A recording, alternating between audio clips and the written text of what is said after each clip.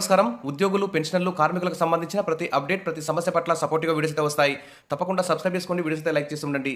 ఇక ఉద్యోగులు గాని, కార్మికులు గాని అందరికి కూడా కనీస వేతనాలు అమలు చేయాలి. రాష్ట్ర ప్రభుత్వం ఆధ్వర్యంలో అనేక మంది కాంట్రాక్ట్ ఔట్‌సోర్సింగ్ ఉద్యోగులు, తర్వాత కార్మికులు, అంగన్వాడీ టీచర్లు, ఆయాలు, ఆశా కార్యకర్తలు ఈ విధంగా అనేక మంది అతి తక్కువ జీతాలకు పనిచేస్తున్నారు. కనీస వేతనాలు కూడా అమలు కావడం లేదు. కాబట్టి వారందరికీ మరి కనీస వేతనాలు అమలు చేయాలి. వారికి ఉద్యోగ భద్రత కల్పించాలి.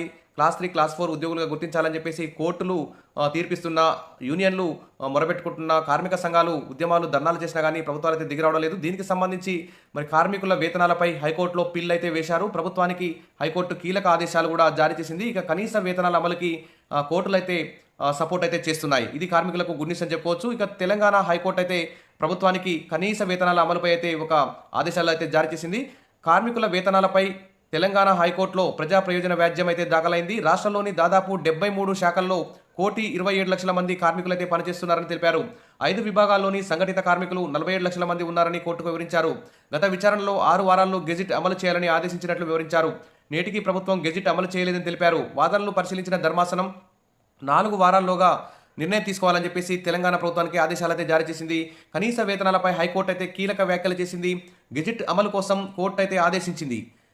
ఇక సంఘటిత, అసంఘటిత రంగ కార్మికుల కనీస వేతనాల పెంపుపై తెలంగాణ హైకోర్టు కీలక ఆదేశాలు జారీ చేయడం ఒక గుడ్ న్యూస్ అని చెప్పుకోవచ్చు. ఇక 4 వారాల్లో వేతనాల పెంపు గెజిట్ అమలు చేయాలని కోర్టు ఆదేశించింది. దీనివల్ల వేలాది మంది, లక్షలాది మంది కార్మికులకు ప్రయోజనం కలుగుతుందని అభిప్రాయపడింది. కనీస వేతనాల పెంపు కోసం 2023 అక్టోబర్లో హైకోర్టు ఇచ్చిన ఆదేశాలు అమలు చేయాలని కోరుతూ హైకోర్టులో దాఖలైన ఈ ప్రజా ప్రయోజన వాద్యం కోర్టు అయితే విచారించింది. 2021లో గత ప్రభుత్వం విడుదల చేసిన 5 జీవోలు 4 వారాల్లో గెజిట్లో ప్రింట్ చేయాలని గతంలో హైకోర్టు ఆదేశాలు జారీ చేసింది. ఈ ఆదేశాల అమలైతే రాష్ట్ర వ్యాప్తంగా 47 లక్షల మంది కార్మికులకు ప్రయోజనం చేకూరుతుంది. పిటిషనర్ తరపున న్యాయవాది చిక్కుడు ప్రభాకర్ కోర్టుకైతే వివరించారు. వాదనలు పరిశీలించిన ధర్మాసనం మరి కనీస వేతనాలు పెరిగిన ధరలకు అనుగుణంగా కనీస వేతనాలు అమలు చేయాలని తెలంగాణ ప్రభుత్వాన్ని ఆదేశించింది. లేని పక్షంలో సంబంధిత అథారిటీ కోర్టుకు హైకోర్టు స్పెషల్ బెంచ్ ఎదుట హాజరు కావాలని సూచిస్తూ తదుపరి విచారణను ఏప్రిల్ 11కి అయితే వాయిదా వేసింది. ఇక కనీస వేతన చట్టం 1948 యొక్క ముఖ్య నిబంధనలు ఇవి. ఈ చట్టం కనీస వేతనాలను నైపుణ్యం లేని, సెమీ స్కిల్డ్, నైపుణ్యం కలిగిన మరియు అధిక నైపుణ్యం కలిగిన వంటి వివిధ వర్గీకరణగా విభజించారు. ఈ వర్గాలు పరిశ్రమ, ఇతర వారి యొక్క నైపుణ్య స్థాయి ఆధారంగా ఈ కనీస వేతనాలు అయితే అమలు చేయాలి. ప్రభుత్వం నిర్ణయించిన కనీస వేతన రేట్లకు యజమానులు కట్టుబడి ఉండాలని చట్టం అయితే నిర్దేశిస్తుంది. ఈ కనీస వేతనాల చట్టాన్ని ఉల్లంఘించినట్లయితే జరిమానాలు మరియు జైలు శిక్ష కూడా పడే అవకాశం ఉంది.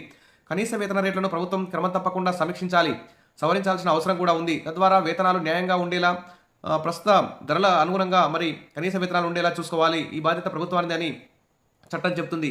మరి నిర్దేశించిన కనీస వేతనం కంటే తక్కువ వేతనం పొందుతున్న కార్మికులు లేబర్ ఆఫీసర్కి ఫిర్యాదు చేయవచ్చు.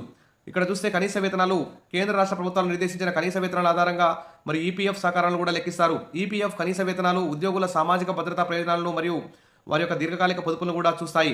కాబట్టి ఉద్యోగులు కనీస వేతనాలు అమలు చేసే విధంగా ప్రభుత్వాలు అయితే చర్యలు తీసుకోవాలి. ఇక్కడ చూస్తే అన్స్కిల్డ్ వారికి రోజుకి 673 రూపాయలు, ఇది 2023లో నిర్వహించిన రోజువారీ కూలీ.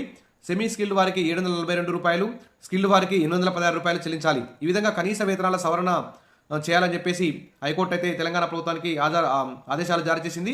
మరి హైకోర్టు ఆదేశాలను వెంటనే అమలు పరచాలని చెప్పేసి సిఐటియు అయితే ప్రభుత్వాన్ని అయితే డిమాండ్ చేస్తుంది. రాష్ట్రంలో 73 షెడ్యూల్డ్ ఎంప్లాయ్మెంట్స్లో 10 ఏళ్లకు పైగా కనీస వేతనాల సవరణ జరగలేదని, దీనిపై కార్మిక సంఘాలు పోరాడుతున్నా రాష్ట్ర సర్కారు పట్టించుకోవడం లేదని విమర్శించారు. గత బీఆర్ఎస్ ప్రభుత్వం జీవోలు సవరించకుండా కార్మికులకు అన్యాయం చేసిందని గుర్తు చేశారు.